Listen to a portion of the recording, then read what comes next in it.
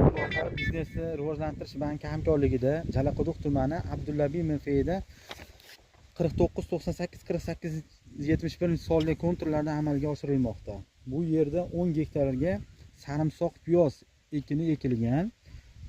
Uzunligi 500 metr, eni 200 metrni tashkil etadi.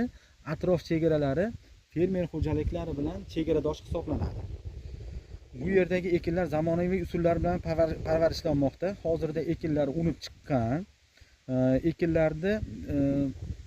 Ekinlarni yetishtirish 2025-yil sentyabr oyida ekilgan bo'lsa, 2026-yil may oylarida yig'ishtirib olinadi. Yetishtirilish jarayonida sug'oriladi, tabiiy va mineral o'g'itlar bilan oziqlantiriladi va zaharga qarshi, zararkunandalarga qarshi preparatlar bilan, ya'ni dorivor preparatlar bilan dorilanadi. Ushbu loyihada 66 dehqon xo'jaliklari biriktirilgan. Ushbu loyihaga har bir dehqon uchun o'rtacha gektardan yer maydoniga 10 sotik, 15 sotikdan to'g'ri keladi. Loyihani samarali amalga oshirish uchun lider tadbirkor biriktirilgan. Ushbu loyiha bo'yicha har bir gektardan 10 tonnadan hosil olish rejalashtirilgan. Mazkur ekin yig'ishtirib olingandan so'ng ikkinchi ekinga ham yuqori daromadli ekin turi ekish orqali yer egalarining daromadlarini yanada oshirish rejalashtirilgan.